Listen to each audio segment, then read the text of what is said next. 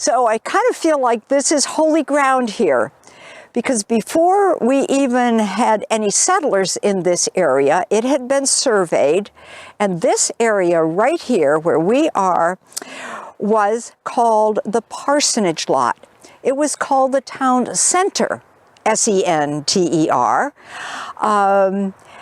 and it is in pretty much the geographical center of the town. But this was the area that was predetermined to be where God's word would be preached.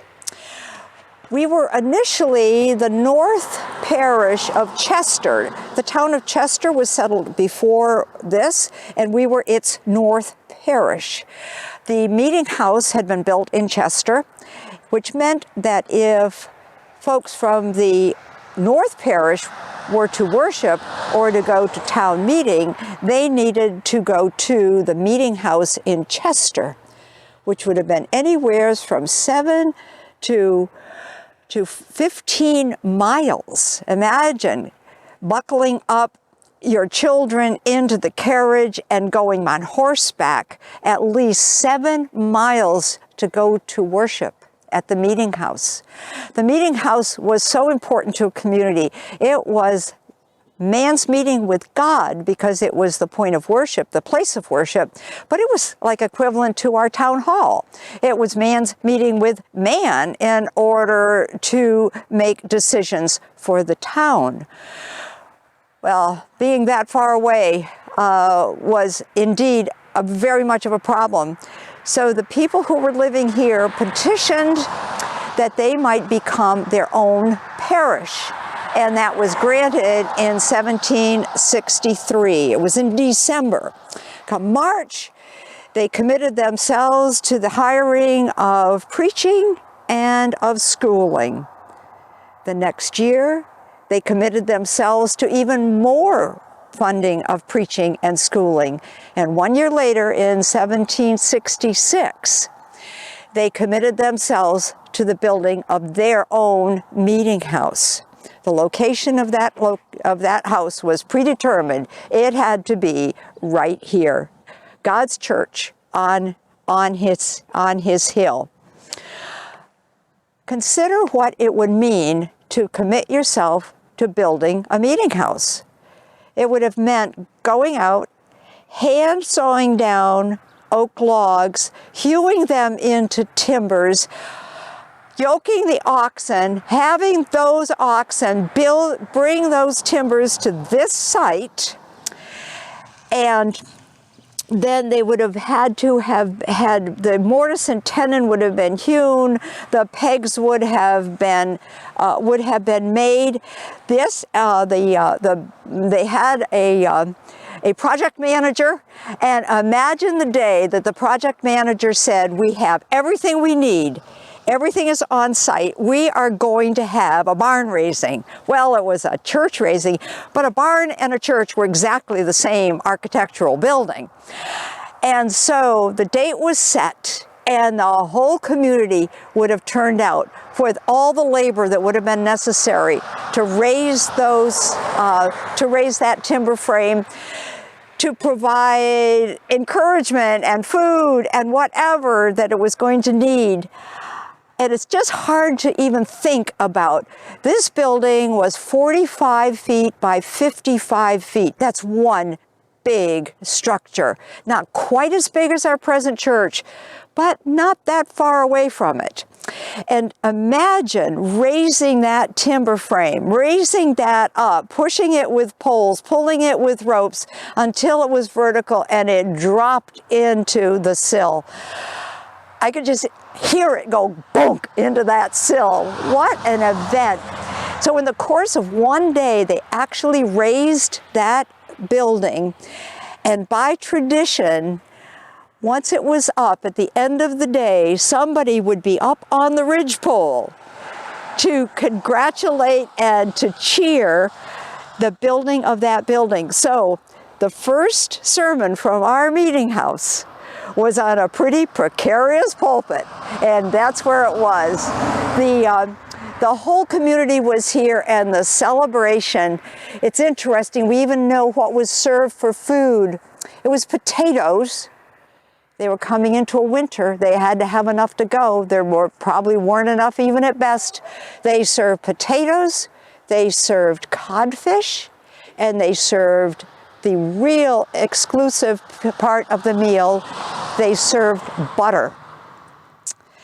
And so the celebration went on throughout the day. Well, that was the beginning. And from then on, year by year, the people committed themselves with money, with material, and with time.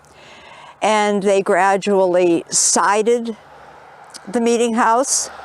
They put in windows, they glazed the windows, they put in benches, they sold pew boxes, eventually they put in a gallery,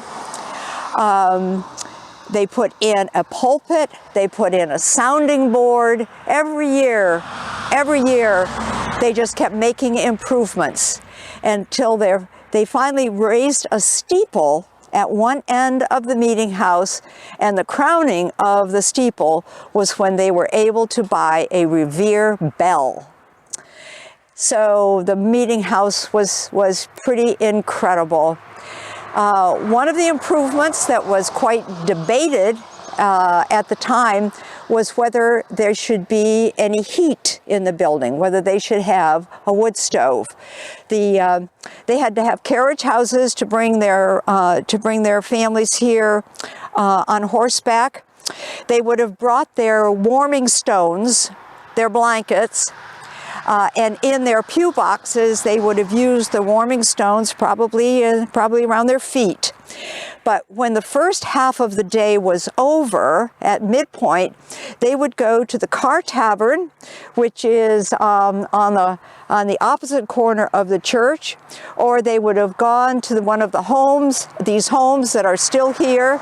They would have rewarmed their stones so that they could come back for the afternoon service. So going to church could have been a pretty cold event. So the wood stove was put in, but ashes from that stove were taken out one Sunday morning in January, a cold Sunday morning, and left on a little too close to the structure, and there was a devastating fire. So the meeting house was gone. The historian says that in the ashes of that fire, that the parishioners made the commitment that they were going to rebuild. This was in January. 9 months later, they actually entered the church that is across the way from here. What a monumental building committee they must have had to think that they could have done that in 9 months. Just really pretty remarkable. So here we are on the site of the meeting house, which is now the site of our soldiers' monument. Frederick Smith donated the monument, but he asked the town to provide the location. Well, how that happened was actually with a land swap. When the church across the road was built, that had been town property. So they made the swap. Town property became the church property, and the church returned to the town this parcel, so that when Frederick Smith donated the monument, the town, there was no question of where it was going to be, because the town had this beautiful lot right here in its center, S-C-N-T-E-R, for the monument. And now that has been such a beautiful spot here in our town. So, God's light on the hill, it's been here for 250 years. He's blessed us, he's been faithful to us, and it's such a privilege to be part of his church here in Candia. I hope you've enjoyed our meeting house tour.